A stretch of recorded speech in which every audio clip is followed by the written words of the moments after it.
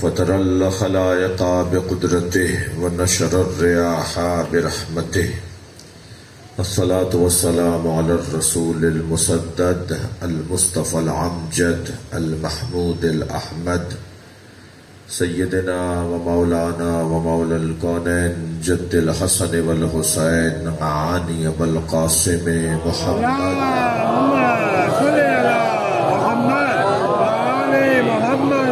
وآله الطيبين الطاهرين المعصومين الذين قال الله إنما يريد الله ليذهب عنكم الرجس أهل البيت ويطهركم تطهيرا. اللهم صل على محمد وآل محمد. ولعنة الله على أعدائهم أجمعين من يوم عداوتهم إلى قيام يوم الدين. أما بعد، قال الحكيم في قرآن الكريم بسم الله الرحمن الرحيم قل هل من شركائكم من يهدي إلى الحق قل الله يهدي للحق أفمن يهدي إلى الحق أحق أن يتبع أمن لا يهدي إلا أن يهدى فما لكم كيف تحكمون. صلوات. اللهم صل على محمد وآل محمد. اس سے بلند صلوات پڑھ لیجیے.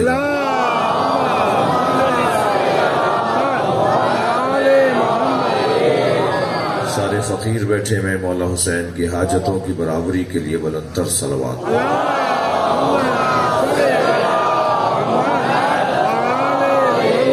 بیماروں کی شفایابی کے لیے بلند تر صلوات.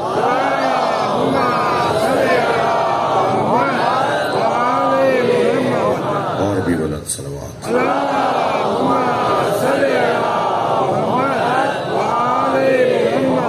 سورہ مبارکہ یونس ہے، آیت کا نشان 35 ہے، اور آیت حقداروں اور حق شناسوں اور حق کی معرفت کے لیے ہے. آیت کا عنوان آج ترجمہ کروں گا اور مختصر سی تفسیر، اور پھر کل سے انشاءاللہ، اور تمہیدی بیان آج، اور پھر کل سے انشاءاللہ عقیدہ امامت پر کچھ دیر بات کریں گے. بسم اللہ. اللہ اپنے اس کلام میں ارشاد فرما رہا ہے، قل، اے میرے حبیب کہیے، پوچھئے، هل من شرکائکم من یہدی للحق. قل هل من شرکائکم من یہدی الی الحق. اے میرے حبیب ان سے پوچھئے کہ جنہیں یہ اپنا معبود مانتے ہیں ان میں سے کسی میں یہ صلاحیت ہے کہ وہ حق کی طرف ہدایت عطا کرے. قل اللہ یہدی للحق. اور اب آپ کہہ دیجئے کہ اللہ ہی ہے جو حق کی طرف ہدایت عطا کرتا. افمن یہدی للحق احق ان یتبع امن لا یہدی الا ان یہدی.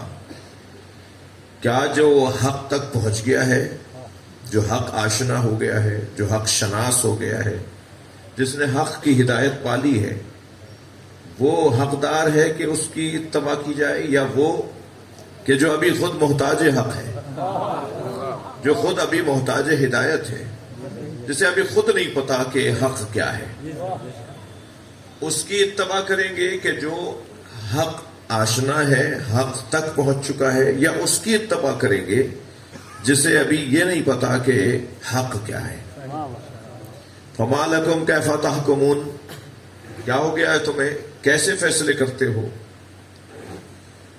اس آیت کریمہ میں اللہ اپنا حق بتا رہا ہے کہ میں ہی حقدار ہوں کہ میں تمہیں بتاؤں کہ حق کیا ہے. صلوات پڑھ لیں ذرا محمد.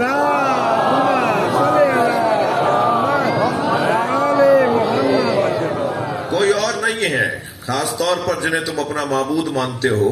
اللہ مشرکوں سے کہلوا رہا ہے کہ جو یہ جسے یہ اپنا معبود مانتے ہیں انہیں یہ صلاحیت ہی نہیں ہے، وہ اپنا ہی کوئی خیر اور بھلا نہیں کر سکتے، وہ اپنا ہی کوئی فائدہ نہیں کر سکتے، ان کو اپنا ہی کوئی فائدہ نصیب نہیں ہوتا، وہ اپنا ہی نقصان دور نہیں کر سکتے، وہ اپنی ہی حفاظت نہیں کر سکتے تو وہ تمہارے لیے کیا بتائیں گے کہ حق کیا ہے؟ تو ان کا کام یہ نہیں ہے. اللہ کا کام ہے کہ وہ حق کے لیے ہدایت کرے، یعنی لوگوں کو بتائے کہ حق کیا ہے. اور پھر اے میرے حبیب ان سے پوچھ لیجئے کہ وہی تو قابل پیروی ہوگا کہ جو حق تک پہنچ گیا ہو، لیکن جسے ابھی حق پتہ ہی نہیں چلا وہ کیسے اس قابل کہلایا جائے کہ اس کی اتباع کی جائے. اور یہ جو فیصلہ ہے نا کہ تم اس کے پیچھے لگ رہے ہو کہ جسے خود اپنا نہیں پتا، جو اپنے بارے میں نہیں جانتا، جو اپنے بارے میں اپنے بارے میں ہی معرفت اپنی نہیں رکھتا، تم اس کے پیچھے کہاں لگ رہے ہو؟ اور کیسے تم لوگ فیصلے کرتے ہو کہ تم اس کو تو اپنا بڑا مانتے ہو، اس کو تو اپنا معتبر مانتے ہو جو خود محتاج ہدایت ہے، اور اسے چھوڑ دیا کہ جو خود حق ہے. صلوات پڑھنا محمد وآلہ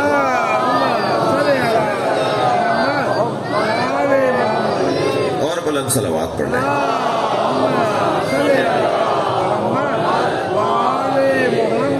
یہ آیہ کریمہ کا ایک لب لباب اور خلاصہ ہے اور اس کا ایک پیغام ہے، اور ہمیں اس آیت کے اوپر روزانہ کچھ نہ کچھ غور کرنا ہے. مگر آیت کا جو آخری حصہ ہے نا وہ ایک مرتبہ میں چاہوں گا کہ آج کچھ دیر اس پر غور کیا جائے. فما لکم کیف تحکمون، تمہیں کیا ہو گیا، تم کیسے فیصلے کرتے ہو؟ یعنی اللہ عقل کو بیدار کر رہا ہے، اللہ عقل جھنجھوڑ رہا ہے، وہ سوئی بھی عقل کو جگا رہا ہے. اگر لوگوں کی عقل کام کرنا شروع کر دے تو سارے ہی جھگڑے ختم ہیں. مسئلہ ہی سارا بے عقلی کا ہے، سارا مسئلہ ہی بے عقلی کا ہے. یعنی آپ اور میں اگر اپنے معاشرے کے اندر، اپنے اطراف میں، اپنے ارد گرد میں غور کریں تو غلط فیصلے یا غلط بات نتیجہ ہے عقل کے استعمال نہ کرنے کا. عقل جتنی استعمال کی جائے گی، جتنے عقل کو استعمال میں لایا جائے گا، اتنے اچھے فیصلے ہوں گے. اور عقل کو استعمال میں کیسے لایا جائے؟ عقل صیغہ کیا ہے، عقل ہے کیا جس کا سر بڑا ہے اس کی عقل بڑی ہے، یا جس کا قد لمبا ہے اس کی عقل بڑی ہے، یا چھوٹے قد والے کی عقل کم ہوتی ہے، یا مثال کے طور پر جو بڑی گاڑی میں بیٹھا ہے وہ زیادہ عقل والا ہے، جو تانگے پر بیٹھ کر آیا ہے، جو گدھے کی ریڑھی پر بیٹھ کر آیا ہے اس کی عقل کام نہیں کرتی. وہ کیا پیمانے ہیں کہ کہا جائے کہ وہ صاحب عقل ہے اور وہ صاحب عقل نہیں ہے؟ پہلے تو اسی مرحلے پر میں آپ کی بیدار سماعتوں کے لیے ایک جملہ کہہ دوں، جو علی کو نہیں مانتا وہ عقل سے دور ہے.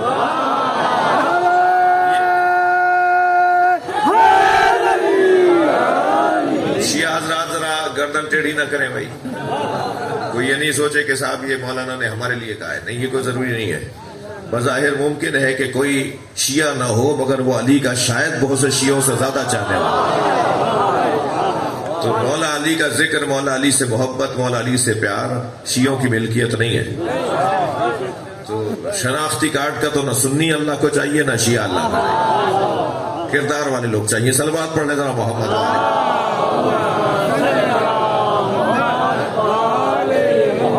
اس سے بلند صلوات.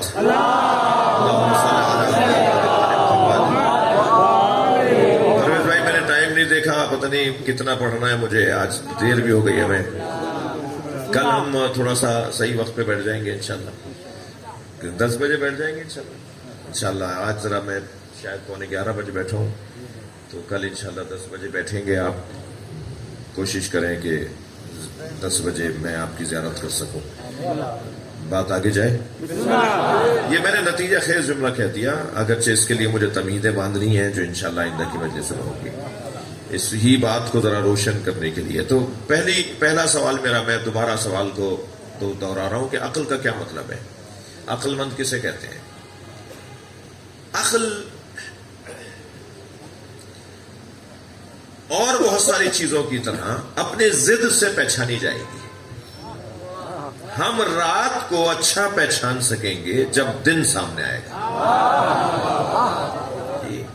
ہم عالم کی قدر زیادہ اچھی کر پائیں گے جب کوئی جاہل سامنے آئے گا. یعنی ضد پہچانواتی ہے، معرفت کرواتی ہے اپنے ضد کی. یہ میرا بنایا ہوا قاعدہ نہیں ہے، ابھی میں نے گھڑا نہیں ہے، یہ قاعدہ مسلم قاعدہ ہے. یہ مسلم غیر مسلم کا بھی اس میں ایشو نہیں ہے. ہر دانشور اس قاعدے کے مطابق چیزوں کو پہچانتا ہے، اور اسے عربی میں محاورتاً کہا جاتا ہے تو رفع الاشیاء بازدادہا، ضد کی جمع ازداد. اشیاء کو اس کی ضد کے ذریعے سے پہچانا جاتا ہے. ہر چیز اپنی ضد سے پہچانی جاتی ہے. جی میں آنکھوں کی قدر اس وقت کرنے لگتا ہوں جب میرے سامنے کوئی نابینا آتا ہے. میں اپنے سالم ہاتھ پیروں کی قدر اس وقت کرتا ہوں جب میرے سامنے کوئی اپاہج نظر آتا ہے. تو مجھے اس کی معرفت، ہاتھ پیروں کی معرفت جب ہونے لگتی ہے، جب میں اسے پہچاننے لگتا ہوں جب سامنے میرے ایسا کوئی بندہ آ جائے کہ جس کے پاس ہاتھ پیر سالم نہ ہو. ایسا ہی ہے. ایسے ہی یہی قاعدہ عقل کے پہچاننے کا بھی ہے. عقل کو پہچاننے کے لیے کون سی چیز کو پہچاننا ہے؟ ہمارے یہاں ایک لفظ استعمال ہوتا ہے علم، اور ایک لفظ استعمال ہوتا ہے جہل. ہم یہ سمجھتے ہیں کہ علم کی ضد جہل ہے، علم کی ضد جہالت ہے، جبکہ یہ غلط فیصلہ ہے. علم کی ضد جہالت نہیں ہے، بلکہ جہالت کی ضد عقل ہے اور عقل کی ضد جہالت ہے. علم تو ایک مظروف کو کہتے ہیں جو مختلف ہو سکتا ہے، مختلف موضوعات کا ہو سکتا ہے، مختلف شناختوں کا ہو سکتا ہے.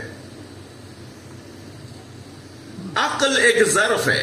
تھوڑا سا آج اگر توجہ آپ کی زیادہ ہو جائے، عقل ایک ظرف ہے، کٹورا ہے، ایک گلاس ہے، ایک یہ بوتل ہے.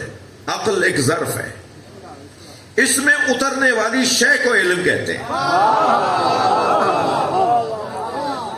لہذا اب عقل کی ضد جو ہے وہ جہالت ہوگی، علم کی ضد جہالت نہیں ہے، بلکہ علم کی ضد ہے صفاحت. توجہ چاہوں گا. جیسے عقل کی ضد جہل ہے، جہل کی ضد عقل ہے، ایسے ہی علم کی ضد جہالت نہیں ہے، علم کی ضد صفاحت ہے. صفاحت عربی زبان کا لفظ ہے جسے میں اگر اپنی زبان میں کہوں تو بے وقوفی. علم کی ضد ہے بے وقوفی. صلوات پڑھ لیں ذرا محمد والے.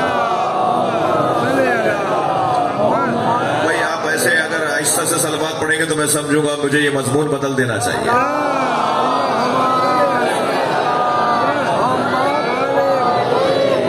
آپ ذرا مضبوط سی صلوات پڑھیں گے نا تو مجھے لگے گا آپ کی دلچسپی ہے.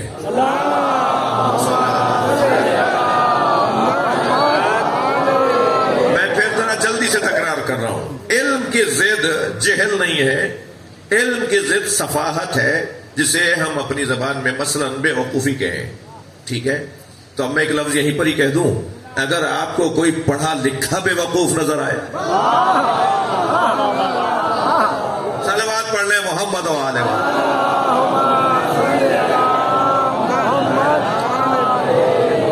ایسا ہو سکتا ہے کہ کوئی پڑھا لکھا بے وقوف ہو، تو کیا کہیں گے اسے؟ وہ پڑھا لکھا ہے یا بے وقوف ہے؟ یہیں پر ایک جملہ اور لے لیجئے، اس پہ کچھ رکھوا دیجئے. یہیں پر ایک جملہ اور لے لیجئے، ایک اور ہدیہ لے لیجئے مجھ سے. میں تو یہی ہدیہ دے سکتا ہوں بھائی آپ کو. کچھ رکھ دو اس کے اوپر.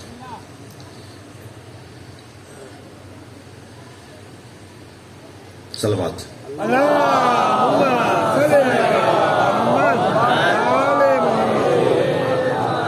پھر مجھے شک ہو رہا ہے کہ مجھے یہ مضمون بدلنا چاہیے.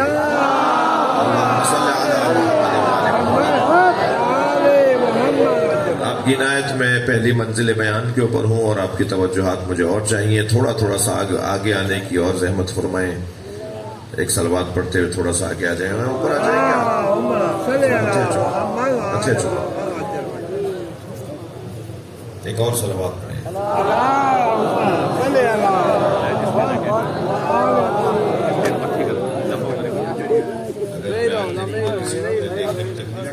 ایک زینہ اور اوپر بڑھ جائے.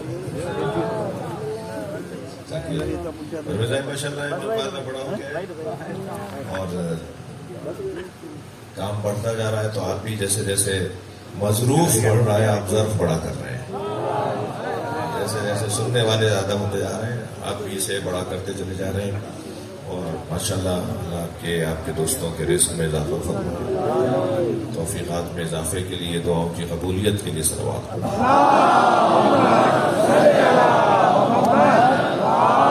اب میں نے ایک جملہ کہا ہے اور یہ خون جگر کے مضامین ہیں جن کو بیان کرنا بھی ہر ایک کے میں ایک کوشش کر رہا ہوں طالب علم۔ یہ جو میں نے کہا نا کہ اگر علم پڑھا لکھا بے وقوف، یعنی پڑھا لکھا تو اتنا ہے کہ وہ بعض اوقات پی ایچ ڈی ڈاکٹر بھی ہوتا ہے مگر بے وقوفی کے کام ایسے کر رہا ہوتا ہے، فیصلے ایسے غلط لے رہا ہوتا ہے جو دلیل ہوتی ہے کہ یہ بے وقوف ہے بہت پڑھا لکھا مگر بے وقوف ہے۔ تو وہ کون سی چیز ہے جو پڑھے لکھے کو بے وقوف بناتی ہے؟ وہ علم جو ابھی کان سے زبان تک ہو کر گزر گیا وہ علم نہیں ہے۔ یہ بظاہر پی ایچ ڈی ہے اور شاید ڈبل پی ایچ ڈی ہے مگر یہ بے وقوف اس لیے ہے کہ اس کا علم اس کے کان میں آیا اور زبان سے نکل گیا۔ جس کا علم کان سے جا کر دل میں اتر آئے وہ علم نور بن جاتا ہے، اور جو علم نور بن جائے وہ بے وقوفی کرنے کا موقع بے وقوفی کے لیے آمادہ نہیں کرتی اور بے وقوف ہو بھی نہیں سکتی۔ پھر وہ فیصلے وہ لیتا ہے جس کو حکمت کہا جاتا ہے۔ لہذا میرے معصوم فرماتے ہیں العلم نور، علم، اچھا یہی میں ایک جملہ کہہ دوں، کیسے طے کریں کہ یہ علم بھی ہے یا نہیں کہ جس کو اس نے ڈگری کی صورت میں حاصل کر لیا ہے؟ یہ ڈبل پی ایچ ڈی ہو گیا، یہ عالم بھی ہے یا نہیں، یہ دانشور بھی ہے، یہ علم بھی ہے اس کے پاس سے نہیں ہے، یہ تو پروفیسر ہے، یہ تو پڑھاتا ہے، اس نے تو 4 کتابیں لکھی ہیں مگر فیصلے غلط کرتا ہے۔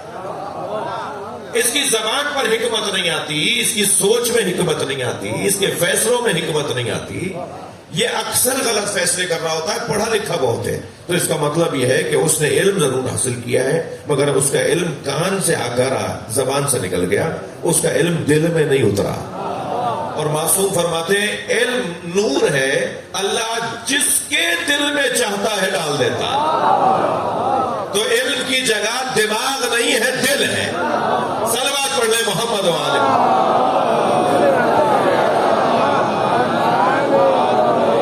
جنہوں نے اپنے علم کو اپنے دل میں اتارا ہے، بھائی بچوں جوانوں اب آپ سے بات کر رہا ہوں، اگر کوئی اس لیے پڑھ رہا ہے کہ اسے نوکری مل جائے تو سمجھے کہ اس نے کان سے سن کر زبان سے نکالنے والا علم لیا ہے، جو نور ہے وہ نہیں لیا۔ تم اس لیے پڑھ رہے تھے کہ تم نوکری مل جائے، یا اس لیے پڑھ رہے تھے کہ تمہیں شعور مل جائے، تم اچھے انسان بن جاؤ، تم مضبوط اعصاب کے انسان بن جاؤ۔ تمہیں بظاہر نوکری نہیں ملی مگر ان نوکریاں رکھنے والوں سے زیادہ سمجھدار ہو۔ طے کیا جائے کہ علم کا کام ہمیں نوکری کروانا ہے یا سرداری کروانا ہے۔ اگر علم سرداری کروا رہا ہے، صلوات پڑھ لیں ذرا محمد وآلہ۔ بھائی توجہ بڑھائیے گا، اگر علم سردار بنا رہا ہے تو سمجھے وہ علم ہے، اور اگر علم ہمیں نوکر بنا رہا ہے، علم ہمیں کسی کا ماتحت بنا رہا ہے۔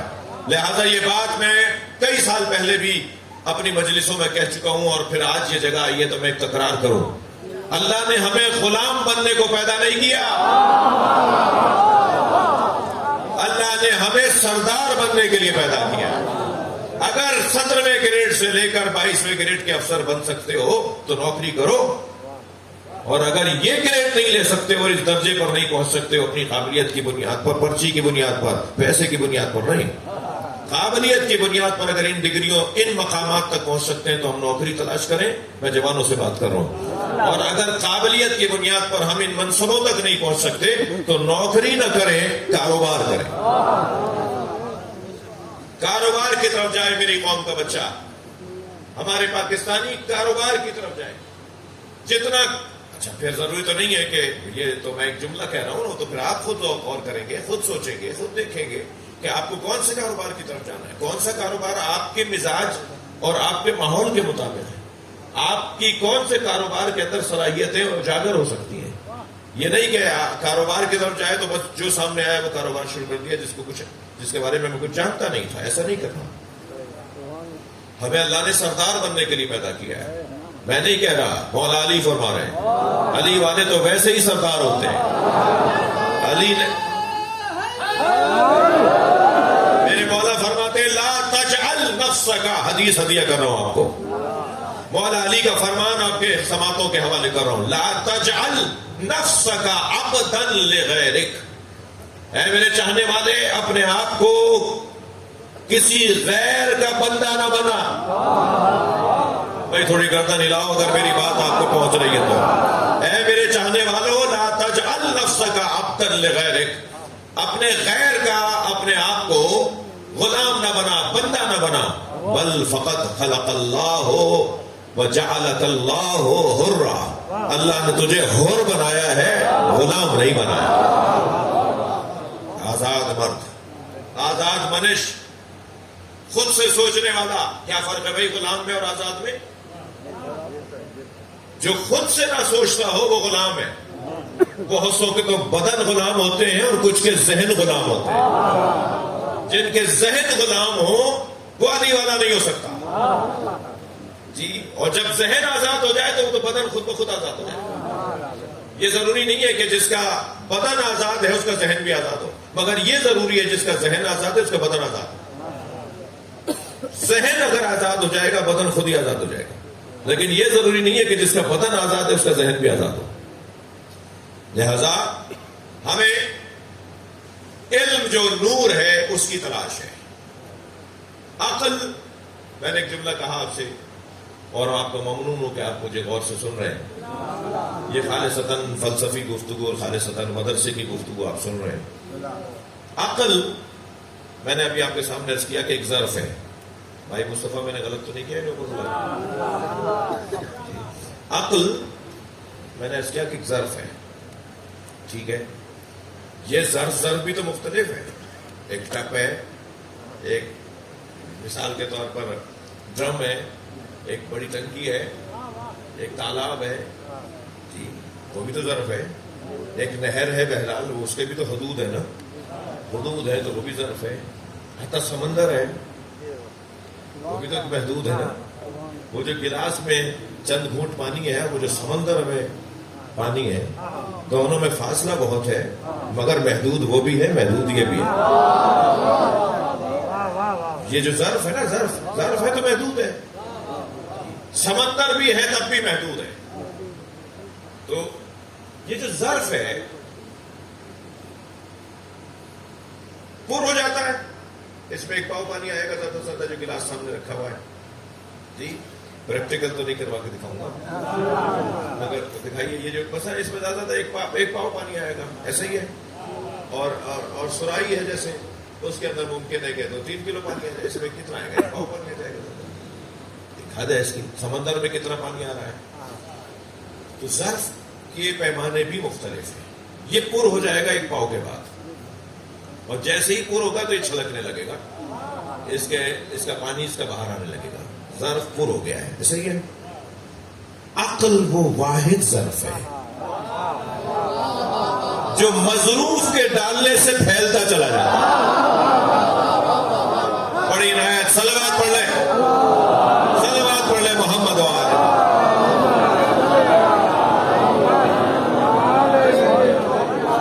یہ تو محدود ہے.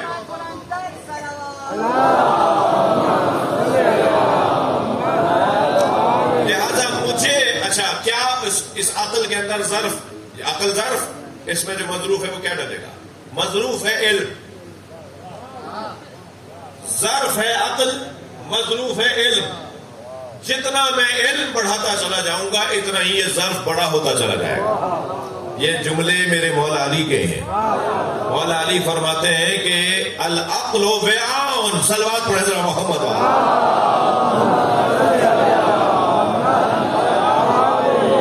شاید سرائکی یا سندھی میں بھی وعاء کہتے ہیں. وعاء کہتے ہیں نا. کس کو یعنی ویا ہوا, آیو ویو ہوا یا نہیں. ظرف کو کہتے ہیں نا, ظرف کو. مجھے تھا ذہن میں کہ تھوڑی بہت سندھی آتی ہے مجھے، تو مجھے تھا کہ یہ ہماری زبان میں بھی ہے. عربی میں بھی ویا کہتے ہیں ظرف کو، ویا، واو عین الف حمزہ، ویا. مولا فرماتے ہیں العقل وعاء، عقل ایک ظرف ہے جو مظروف کے ڈالنے سے بڑھ جاتا ہے. اگر میں اپنی عقل کو زیادہ کرنا چاہتا ہوں، میں بچوں سے بات کر رہا ہوں، اگر ہم اپنی عقل کو بہتر کرنا چاہتے ہیں، بڑھانا چاہتے ہیں، تو علم کا مظروف ڈالنا پڑے گا. جتنا علم بڑھتا چلا جائے گا اتنی عقل بڑھتی چلی جائے گی. ہمیں اپنی عقل بڑھانی ہے. کیا کریں کہ عقل بڑھے؟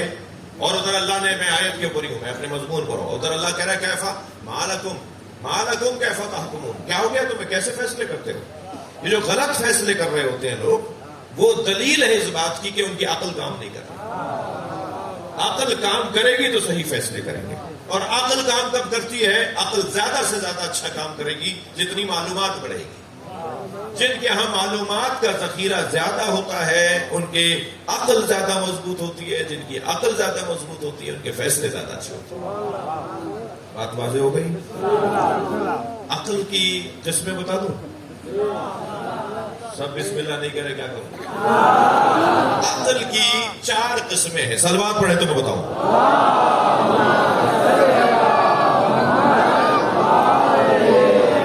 اب تو آپ برداشت فرمائیے، میں یہ مضمون لے بیٹھا ہوں. عقل کی پہلی قسم ہے عقل حیولانی. عقل حیولانی، تھوڑا سبق دہرا دو بھائی میرے. دو ششمی، یا واو لام الف نون چھوٹی ہے. حیولانی، حیولا کہتے ہیں. حیولا دور سے ایک حیولا کون ہے؟ جانور ہے، انسان ہے، گاڑی ہے، کوئی ٹرک کھڑا ہے، کوئی آ رہا ہے، کوئی رکا ہوا ہے. ایک حیولا، ہماری زبان میں بھی حیولا بولتے ہیں. عقل حیولانی عقل کی پہلی کلاس ہے، عقل کا پہلا درجہ ہے. اور یہ جو عقل کا پہلا درجہ عقل حیولانی ہے، یعنی ایک چیز ہے جو عقل کی آغاز اور ابتدا اور شروعات ہے. معمولاً چھوٹے بچوں کی جو عقل ہوتی ہے، 1 سال کا بچہ، 2 سال کا بچہ، 1.5 سال کا بچہ، ان کی جو عقل ہوتی ہے وہ عقل حیولانی کہلاتی ہے. یعنی انہیں پتا ہے کہ کچھ ہو رہا ہے، انہیں احساس ہے کہ کچھ ہے، اس سے زیادہ انہیں کچھ نہیں پتا. اب یہ عقل حیولانی سے جب عقل بڑھنا شروع ہوتی ہے تو پھر یہ عقل بالفعل میں تبدیل ہوتی ہے. عقل بالفعل، عقل جب کام کرنا شروع کرے. اور عقل کام کرنا جب کب شروع کرتی ہے؟ مثلا بچے کو کہا جا رہا تھا کہ انگیٹھی کو ہاتھ لگاؤ گے تو آگ سے تمہارا ہاتھ جل جائے گا، اس انگیٹھی سے تمہارا ہاتھ جل جائے گا. یہ جو ہیٹر جل رہا ہے اس سے ہاتھ تمہارا جل جائے گا. یہ اس کی عقل میں تھا کہ جلنا کچھ ہے، کوئی جلنے کی چیز ہوتی ہے. جلنا کیا جلنا کیا ہے؟ لیکن جیسے اس کا ہاتھ لگے گا اسے پتہ چلے گا یہ عقل بالفعل. عقل نے فعل انجام دیا. عقل نے جیسے ہی فعل انجام دیا تو اسے پتا چلا کہ جلنا یہ ہوتا ہے. اس سے پہلے صرف اس نے سنا تھا کہ عقل جلنے کو کہتے ہیں، جلنا کچھ ہے، مگر اور اس کی عقل میں آیا تھا کہ جلنا کچھ ہے، مگر جیسے ہی جلا تو پتا چلا اب یہ فعل میں تبدیل ہو گیا.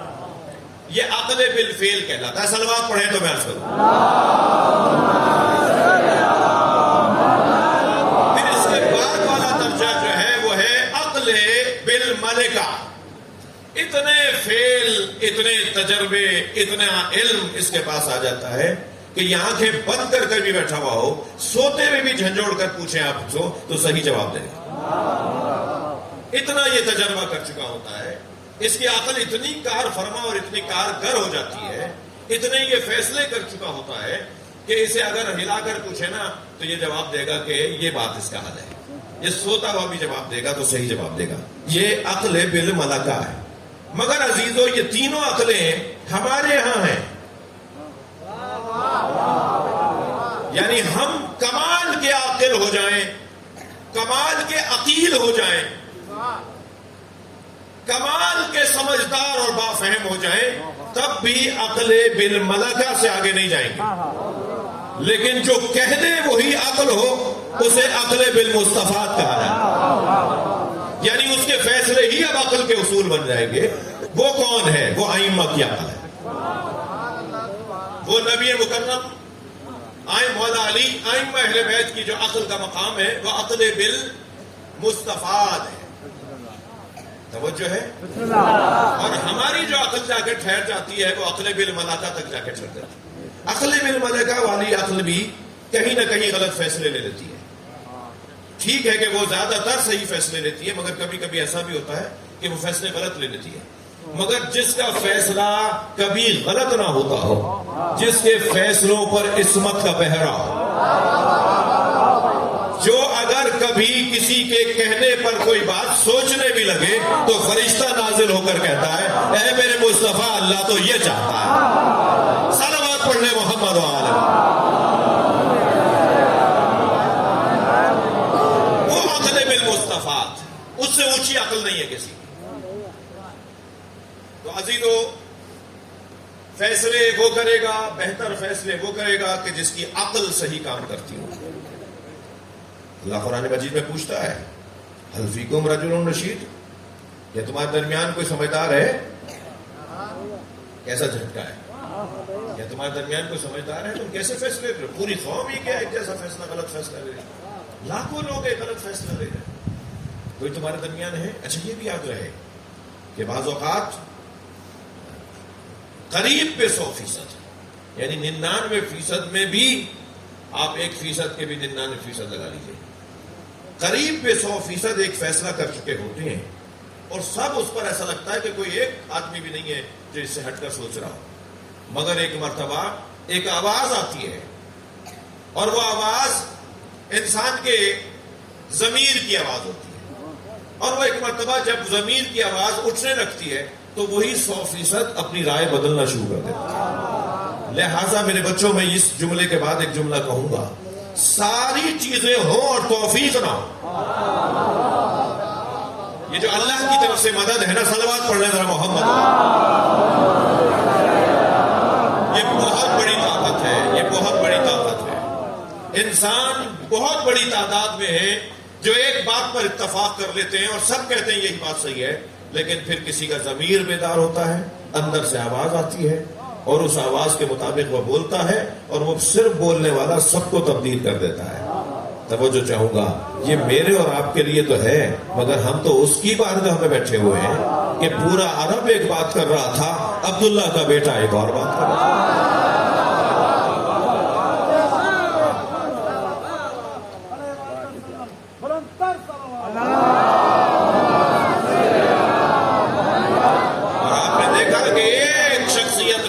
کی اور آج ساری دنیا وہی بات کر رہی ہے، یعنی واحد تاریخ بشریت کی شخصیت ہے جنہیں ہم خاتم الانبیاء کہتے ہیں، جنہیں نبی آخر کہتے ہیں، کہ انہوں نے ایک اکیلے نے کھڑے ہو کر بات کی اور اب ساری دنیا وہی کہہ رہی ہے جو عبداللہ کا بیٹا کہہ رہا تھا۔ تو یہ نا امیدی، پریشان ہونا کہ کیسے ٹھیک ہوگا، کیا ہوگا، کیسے ہم اپنے گھر کا حالات، اپنے علاقے کے حالات کیسے ٹھیک کریں گے، یہ نا امیدی اچھی بات نہیں ہے۔ جیسے اس دور میں مصطفیٰ سرکار آئے، ایسے ہی مہدی بھی آنے والے۔ صلوات پڑھ لیں محمد و آلہ۔ مجھے اجازت ہے کہ کل میں اپنے مضمون کو اور بہتر دوسرے زاویے میں اور دوسرے مرحلے میں داخل کروں۔ اللہ ہمیں حق تک لے جانا چاہتا ہے اور حق تک پہنچنے کے لیے عقل کا استعمال بہت ضروری ہے۔ جتنی عقل چلنے لگے گی، کار فرما ہوگی، استعمال میں آئے گی، اتنی ہم بات زیادہ اچھی سمجھ پائیں گے۔ اور عقل کو بیدار کرنے کے جو رستے اپنائے ہیں ان میں سے ایک رستہ کربلا ہے۔ کربلا اللہ کا منصوبہ ہے، کربلا حادثہ نہیں ہے، کربلا کوئی اتفاق نہیں ہے، کربلا خود بخود ہو جانے والا اور اچانک ہو جانے والا واقعہ نہیں ہے۔ کربلا ایک منصوبہ ہے اور اس منصوبے کا منصوبہ گر خود اللہ ہے۔ اللہ نے یہ منصوبہ بنایا ہے۔ یہ واحد واقعہ ہے جو رونما ہونے سے پہلے بھی منایا جاتا تھا۔ حضرت آدم سے لے کر سرکار امام حسن تک، اور پھر امام حسین کے وقت میں جب یہ واقعہ سامنے آیا تو پھر اب آج تک اور ہمیشہ قیامت تک یہ واقعہ دہرایا جائے گا۔ واحد واقعہ ہے جسے حضرت آدم نے بھی دہرایا ہے۔ 12 نبیوں کے واقعات، 12 نبیوں کے واقعات میرے ذہن میں ہیں کہ وہ کربلا سے گزرے، ان کے گھوڑے کا پیر مڑا وہ گرے، کبھی اونٹ کا پیر مڑا وہ گرے، کبھی وہ اتر کر وہاں پر چل رہے تھے کہ پیر ایک مرتبہ کو ٹھوکر لگی، وہ گرے اور ان کا سر جا کے ایک پتھر پہ لگا، ان کا گھٹنا زخمی ہو گیا، ان کا سر زخمی ہو گیا، ان کے بدن سے چند قطرے خون کے نکلے، تو پھر مصلی بچھا کے اللہ سے مناجات کی کہ یا اللہ کیا مجھ سے کوئی خطا ہو گئی ہے؟ تو آواز آئی کہ نہیں، تم سے کوئی خطا نہیں ہوئی، یہ کربلا ہے، یہاں آخری نبی کا نواسا حسین بے دردی کے ساتھ مارا جائے گا، ہم تمہارا خون اس کے خون کے ساتھ ملا ہے، تاکہ سارے ہادیان برحق اس کربلا کو پہچانے کہ یہ کیا جگہ ہے۔ واحد واقعہ ہے جو رونما ہونے سے پہلے منایا جاتا تھا۔ یہ علی بحث تو پرانی ہو گئی، ختم ہو گئی، بہت ہم نے بھی اس پہ توانائیاں لگا دی کہ کسی کو جواب دینا ہے، کوئی کہہ رہا ہے کہ زندہ ہو جاوید کا ماتم نہیں کرتے، جو زندہ ہے اس کے کو روتے نہیں ہیں، جو زندہ ہو اس کا غم نہیں مناتے، جی زندہ کے بارے میں تو کوئی بات ہی نہیں ہوتی، وہ تو ابھی زندہ ہے، تو اور کیونکہ شہید زندہ ہوتا ہے اس لیے ان کے بارے میں بات ہی نہیں کرنی۔ یہ پرانی ہو گئی باتیں، فضول کی باتیں۔ جی نبی مکرم نے امام حسین ابھی پہلے دن کے ہیں، ظاہری طور پر ابھی ولادت ہوئی ہے میرے مولا کی، آغوش میں لے کے اتنا گریہ کیا، اتنا گریہ کیا کہ سارا ماحول گریہ کرنے لگا۔ حتیٰ یہ روایت ملتی ہے کہ جب لا کر دیا نا نبی کی گود میں امام حسین کو، تو آپ نے جو کپڑا لپٹا ہوا تھا امام حسین پر، بچے کو لپیٹ کے دیتے ہیں نا، جو نونہال بچے پر کپڑا لپٹا ہوا تھا، بی بی مولا کے اوپر جو کپڑا لپٹا ہوا تھا، اس کپڑے کو کھولنا شروع کیا، اور کھول کر پہلے ہاتھ پیر دیکھے، پھر ہاتھ دیکھے، سینہ دیکھا، چہرہ دیکھا، گلا دیکھا، پھر ایسے الٹا کر کے پشت آپ کی کمر دیکھی، پھر آپ کو پیار کیا۔ تو جناب زہرا نے بی بی نے آواز دے کر کہا بابا میرے بچے میں کوئی عیب ہے؟ اجرکم اللہ، بابا میرے بچے کو آپ ایسے دیکھ رہے ہیں، میرے حسین میں کوئی نقص ہے؟ فرمایا نہیں، جو کمال تیرے بچے میں ہے ایسا تو کسی کے بچے میں نہیں ہے۔ اے فاطمہ تمہارے بچے میں کوئی نقص نہیں ہے، ابھی ابھی مجھے جبریل نے بتایا یہی تو حسین ہے جسے ٹکڑے ٹکڑے کر دیا جائے گا، جسے کربلا کے میدان میں ذبح کر دیا جائے گا، جس کے بدن پہ گھوڑے دوڑائے جائیں گے۔ اجرکم اللہ، اجرکم اللہ۔ آپ کی آوازیں بلند ہو رہی ہیں، اللہ آپ کو اجر و ثواب عطا فرمائے۔ بس پہنچ گئے نا آپ کربلا، چلیے ذرا کربلا کچھ دیر کے لیے اپنے تصورات کو لے چلیے، اللہ آپ کے بدن کو بھی بار بار کربلا لے جائے۔ یہ بہت بڑا مقام ہے جسے کربلا کی زیارت کہا جاتا ہے۔ سلام ہو اس بیوی پر جو ٹیلے پہ کھڑی دیکھ رہی تھی کہ بھائی کو ذبح کیا جا رہا ہے۔ عرب کا دستور یہ تھا، ہاں عزادارو، عرب کا دستور یہ تھا کہ اگر کوئی عرب خاتون گھر سے باہر نکل کر کھڑی ہو جائے اور دونوں ہاتھ سر پہ رکھ دے تو گزرنے والے سمجھتے تھے اس کی کوئی حاجت ہے، یہ کوئی ہم سے مدد مانگنا چاہ رہی ہے۔ سنیں گے جب امام حسین کو ذبح کیا جانے لگا، جناب زینب نے 10 مرتبہ سر پہ ہاتھ رکھا، مگر اس مجمع میں کوئی غیرت، عرب کی غیرت رکھنے والا بھی نہیں تھا جو بڑھ کر پوچھتا کہ علی کی بیٹی کو کیا چاہیے۔ اور جب کسی نے کچھ نہیں پوچھا تو پھر خود آواز دی، دیکھ رہے ہو میرا بھائی مارا جا رہا ہے۔ کوئی اتنے بڑے مجمع میں نہیں ہے جو نبی کے نواسے کو بچائے، مگر جناب زینب کی فریاد پر لوگ منہ موڑ کر تو جانے لگے، مگر امام حسین کی حمایت کے لیے کوئی آگے نہیں آیا۔ اور پھر جب امام حسین کے گلے پر گلو اقدس پر خنجر چلنے لگا نا، سب جملے کہہ رہا ہوں عزادارو، شمر نے پہلے تو یہ کیا کہ امام حسین کو پشت پہ زمین کیا، وَشِمْرٌ جَالِسٌ عَلَى صَدْرِهِ، اور شمر امام کے سینے پر۔ مجھے پورا جملہ مت کہنے دینا، مجھے نہ کہلوائیں پورا جملہ، جو عربی مقتل میں لکھا ہوا ہے نا کہ شمرٌ جَالِسٌ عَلَى صَدْرِهِ، شمر امام حسین کے جس سینے پہ نبی بوسہ دیتے تھے، جس سینے کو اپنے سینے سے لگاتے تھے، اجرکم اللہ، وَأَخَذَ بِلَحْيَتِهِ، اور اپنے ہاتھ میں امام کی داڑھی. میں کیسے ترجمہ کروں گا؟ وَوَكَذَا يَدَهُ عَلَى خَدِّهِ، اور ایک مرتبہ ہاتھ اٹھایا جو امام حسین کے رخسار پر گیا. جس رخسار پر نبی بوسہ دیتے تھے شمر ایسی ایسی توہینیں کر رہا تھا. اب میں رونے والوں سے پوچھوں کہ سکینہ دیکھ رہی تھی یا نہیں؟ اب میں ماتمیوں سے پوچھوں کہ جناب زینب کا کیا حال ہو رہا تھا؟ اور وہ بیٹا جو بیماری کی کیفیت میں بستر پر ہے اس پر کیا گزرے گی جب اسے پتا چلے گا؟ یہ کیفیت ہے کربلا کے میدان میں. اور پھر جب امام حسین سجدے کی حالت میں آئے اور اس نے گردن کی پشت سے امام کے گلے کی پشت گردن سے خنجر چلانا شروع کیا تو ابھی خنجر یہ نکال کر آگے بڑھا تھا کہ ایک شخص کی آواز آئی، اتنا رک جاؤ کہ حسین کی روح پرواز کر جائے. اس لیے کہ امام کے بدن مبارک سے خون بہت بہہ رہا تھا. تو اس نے مڑ کر دیکھا اسی سپاہی کی طرف اور کہا کیسے طے کروں ابھی حسین زندہ ہے؟ امام کے بدن میں تحرک نہیں تھا، امام کے بدن میں تحرک نہیں تھا. تو ایک اور سپاہی کی آواز آئی، میں ایک جملہ کہوں گا، اگر حسین زندہ ہوئے تو حسین اٹھ کے بیٹھیں گے.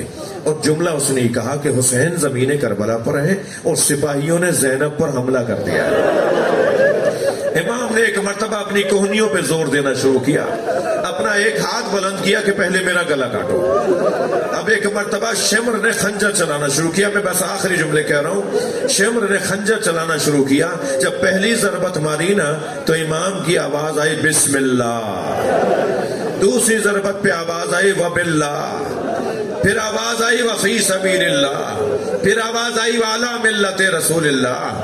پھر آواز آئی توب علیک انک انت التواب الرحیم. اور سنیں گے آخری ضربت پہ کیا آواز آئی، انا للہ و انا الیہ راجعون.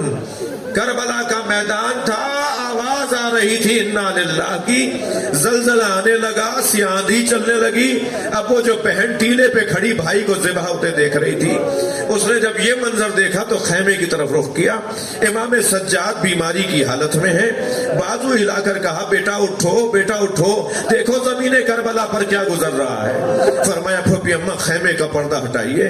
اب جو خیمے کا پردہ ہٹا تو امام سجاد نے آواز دے کر کہا السلام علیکہ یا ابا عبداللہ.